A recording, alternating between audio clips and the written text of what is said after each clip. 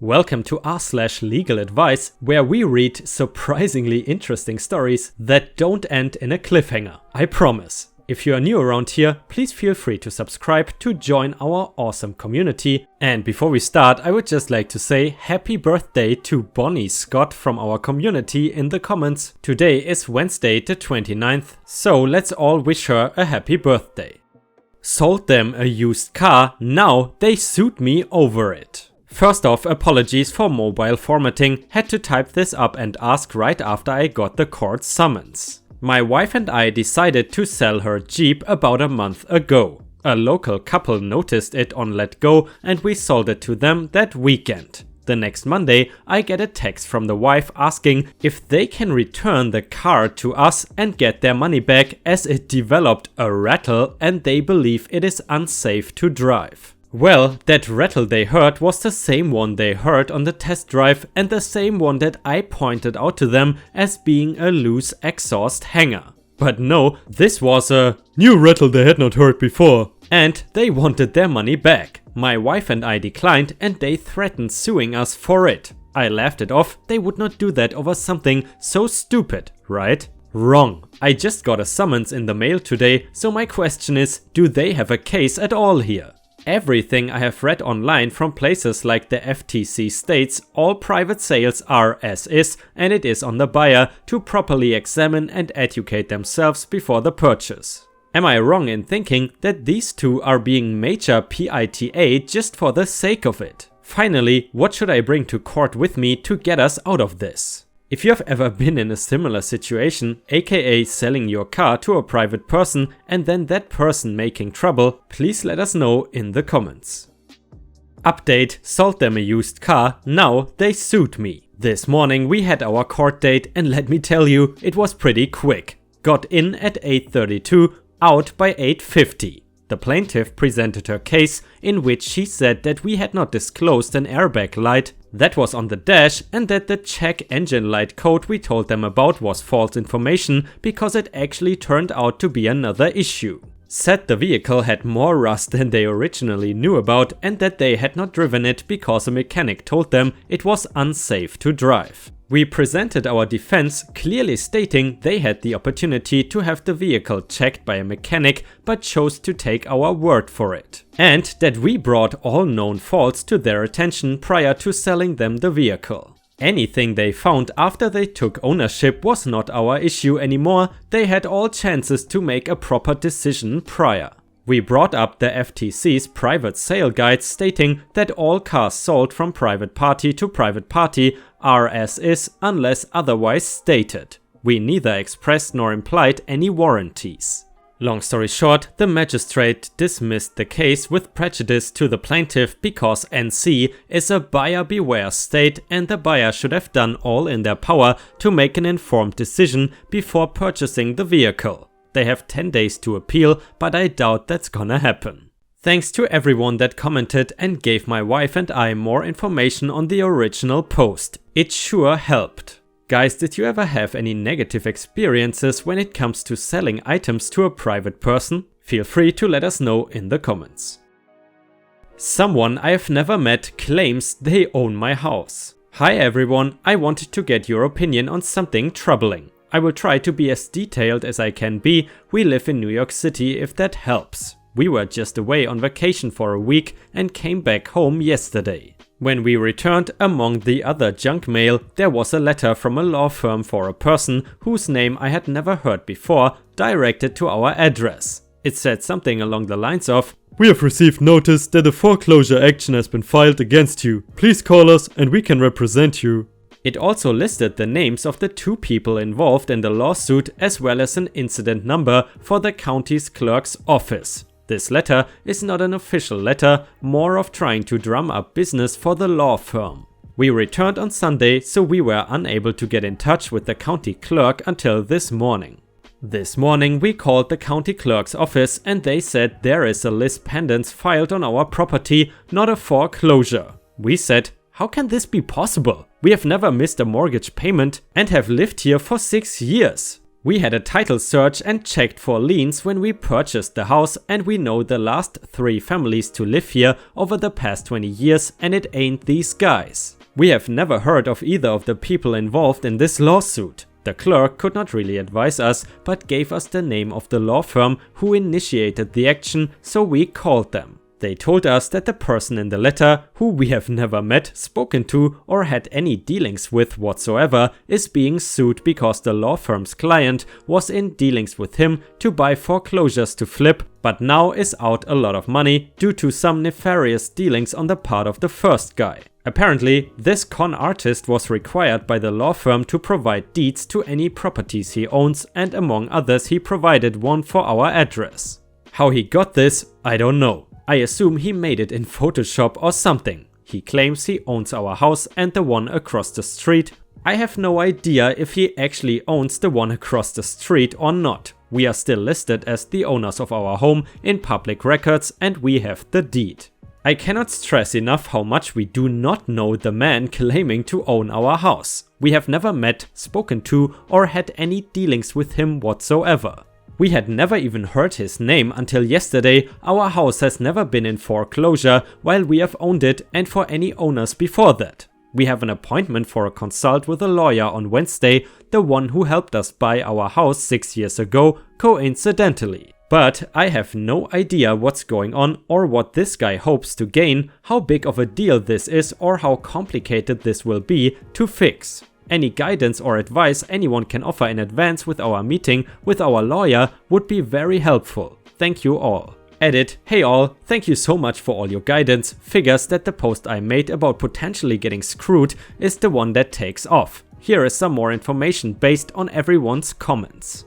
The chance that this guy has a legitimate claim to our house is very small. Only a Sith deals in absolutes, so I don't want to say the chance is nil, but this guy is a known conman being sued for conning somebody else. I looked his name up online, and apparently he keeps creating new real estate companies to fleece people out of money, then escapes into the night. He has done it at least 3 times that I can find, based off dismal reviews of his real estate companies. Unfortunately, I cannot speak to the people across the street because that was a flip that has not been sold yet. He may or may not actually own it, I have no idea.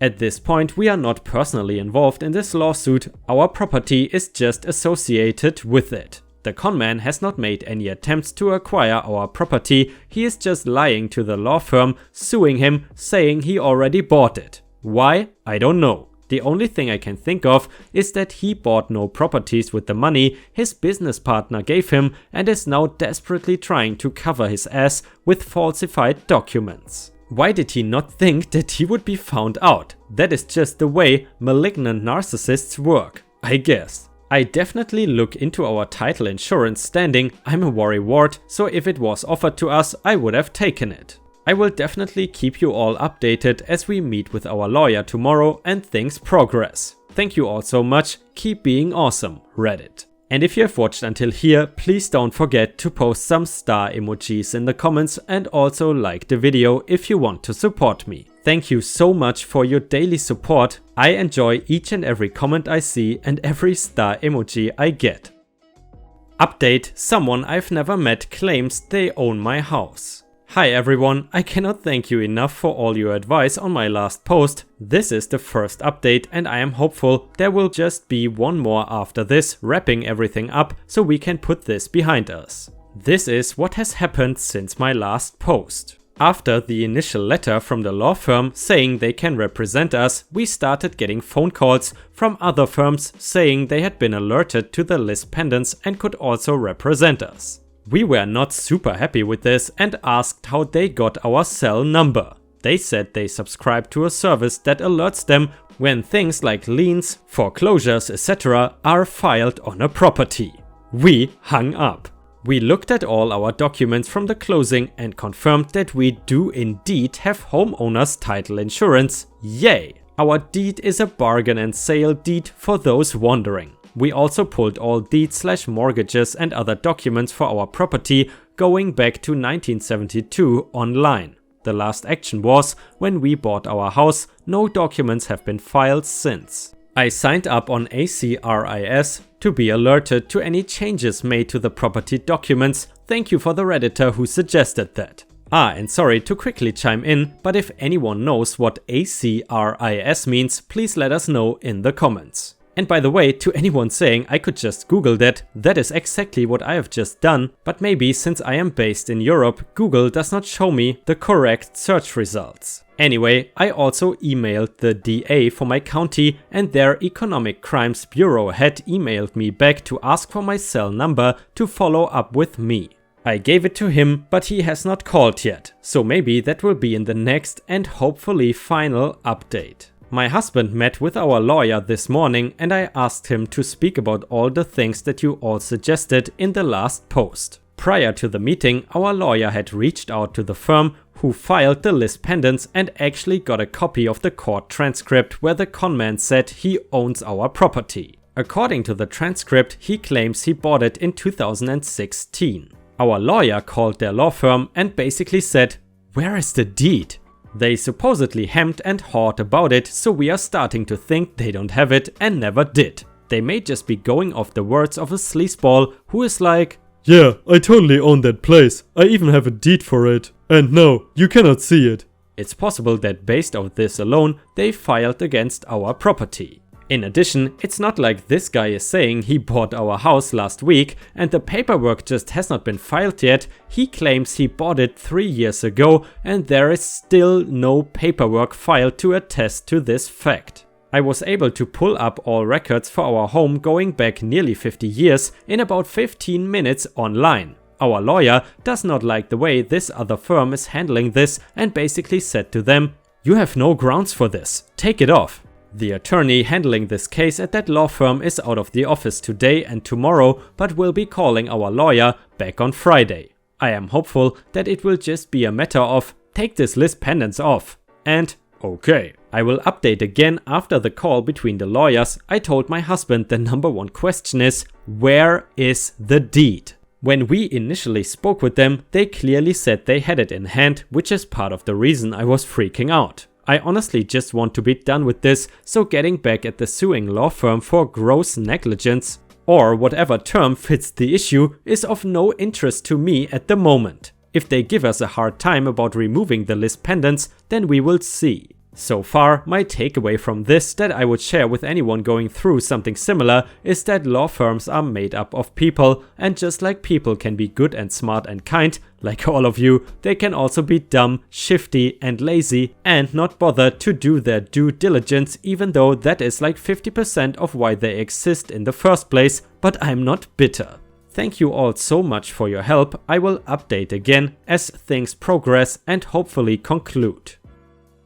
Update number 3 to the house story. So it has been a while since my previous update and I wish I could tell you all that it is because we were involved in a super exciting court battle. No, you are out of order. But the truth is much more annoying and banal as life tends to be. As we left it in the last post a couple months ago, our lawyer called the law firm who submitted the action against our property and said, "You have no grounds for this, take it off." The paralegal he spoke to said the lawyer handling the case was out that day but would contact our lawyer soon. They did not for weeks, despite everyone bugging them. They were very disinterested in resolving the issue. Color me shocked. In the meantime, we are getting junk mail from law firms and mortgage management companies at least every 2 to 3 days saying they can help us with this issue we don't have. The notices start to be addressed to us personally instead of this other random guy who said he owned our house. This displeases us. I start keeping a little pile of these letters next to the stairs with copies of our mortgage payment notices from the bank just in case. This goes on for a while, long enough for my initial anxiety to fade into more of an situation. Until yesterday. Our lawyer finally got a response to his email from July where he outlines everything and attached a preponderance of evidence showing we continue to own our house, and their response is, and I quote, "We will remove the action." Period. No good afternoon, no sincerely, we will remove the action. A shard of an email after weeks of worry. So, with a whimper, we got what we wanted. Obviously, we will continue to monitor everything until they actually do what they said they will, but it is a load off my mind. I wish I had something more exciting to tell you, but it seems in the legal world, exciting means bad. Thank you all for your concern, your advice and your upvotes. I hope that if any of you face a similar situation, that reading this can help you figure out how to resolve it. You know guys, this story pretty much reminds me that my father's grandpa, who died ages ago, owns a piece of land somewhere near where I live now, but we never really figured out where it actually is, even though we have some of the papers. Or maybe we have all of them, I'm not sure, but at least to my knowledge we have never even visited that piece of land. How is it for you guys? Did you inherit any land? Let us know in the comments. My ex lied about vaccinating our immune-compromised 8-year-old daughter. She now has chickenpox and is in the hospital. I want my ex as far away from my daughter as possible. Me and my ex split up before our daughter's birth. There were a variety of reasons for this that I won't get into here. One of them though was her anti-science beliefs. She is an anti-vaxxer and does not trust science or medicine at all. Well, this sucks because our daughter was born premature and immune compromised. We have 50-50 custody of her, but due to her condition and my wife's anti-science beliefs, we argue constantly on how to handle her. Well, recently our daughter has made incredible progress and last year was given the go-ahead to get vaccinated for certain viruses, including chickenpox and the flu. My ex went crazy about this and started making my life a living hell, and threatened up and down to take me to court. Around this time I also got a new job that paid a considerable amount more than my old one. When this happened, I decided I wanted to move my girl into a private school that has a program for immune-compromised children and offered to pay 100% of tuition. The only problem, for her at least, is that this school requires students to be fully vaccinated up to their medically allowed limit in my daughter's case. My ex fought me up and down on this and we ended up in court. The judge agreed with me and ordered my daughter to be vaccinated. Ex had a full breakdown but in the end agreed only on the condition she get to take her to lessen the emotional damage and make sure the doctor does not poison her. I demanded the medical forms confirming this and she agreed. So my daughter finally got vaccinated and last fall started at her awesome new school. Well, last week my daughter got incredibly sick and had to be rushed to the hospital from school.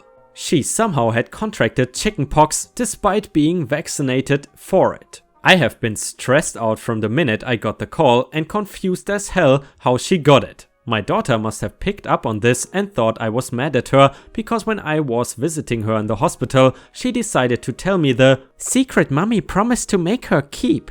Turns out my ex did not vaccinate her, she made my daughter lie about it. Instead, she has been using special oils and salts to keep her from getting sick. What about the forms I got saying she was vaccinated? They were fake. I called the doctor and it turns out she never went in and he never signed any forms confirming she was vaccinated. So my ex lied and faked forms to convince me she was vaccinated. I am pissed to say the least. My daughter is in the hospital because my ex decided to let her beliefs come before our child's health. My ex does not know I know yet and I told my daughter not to tell her I want her gone now. How do I approach this to make sure my ex suffers for this? I have the forms she handed me and texts from the day she took her. I also have the doctor on record saying he never signed off on these and that the ones I have are forged. I'm planning on speaking to a lawyer, but I would like to know going in what to do. Thank you. By the way guys, speaking about private schools, what do you think of private schools? Did you send one of your kids to one? Or have you even visited one yourself maybe? Let us know in the comments. And to be honest, here in Europe there are private schools obviously, but I would argue that the private ones are not really necessary because the public ones are pretty decent. Update to the story from before. Well, a lot has happened since that day. My daughter is safe with me and was let out of the hospital about a week ago. She's getting better every day. I know though you guys want the full story, so here it is. After I made the post, I took the advice given to me, and the next time I saw my daughter, I told her that it was wrong of me to ask her to keep secrets and that it is okay to tell her mom. Along with that, I saw a lawyer recommended to me by a trusted party. When I went to see him, he told me that this is a case lawyers salivate over and that my ex is in a lot of trouble. I immediately filed for emergency custody of my daughter. I also got into contact with the doctor again and explained the situation fully to him. He says that while he will not be getting lawyers involved, that he wishes for me to submit the evidence to the police and file a report. Along with this, my lawyer has gotten into contact with the court that originally ordered us to vaccinate our daughter and has handed over everything I gave to him. He has advised me to stay quiet on this matter, so I will leave it at my ex is in a lot of trouble with them. During this time, my ex started to get suspicious. Maybe it was because a friend told her about a post on Reddit and she freaked out. Who knows? A few days later, when I saw her at the hospital, we had an altercation. She became hysterical and yelled various threats and insults at me, including telling me that I want to poison our daughter right in front of our sick child. She was escorted out of the building and the head nurse had banned her from coming back. After this, she sent me a barrage of texts telling me that I am a monster and that if she had vaccinated her, that she would be dead now.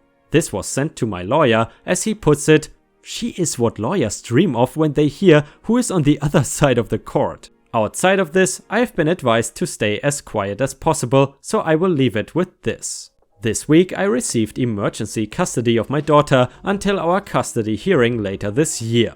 I have heard that the DA is slowly getting ready to move forward with a multitude of charges against my ex and that will land her in jail soonish. And that's really it for now. I am going to follow the advice given by my lawyer and say nothing else to anyone. I do not want the media involved in this for a few reasons, so I have left this as vague as possible. When this is all said and done, if the interest is still there, I may come back again. But for now, thanks for the advice in the original thread. Me and my daughter appreciate you all. And guys, in case you're curious, there have not been any more updates in regards to OP's story, and it is already about 1 year old. But either way, this is unfortunately the last story of the video. I hope you enjoyed the content today, and if you are not already subscribed, I would really appreciate it if you could subscribe to my channel. Thank you so much, and I hope you have a fantastic day, and I see you again tomorrow.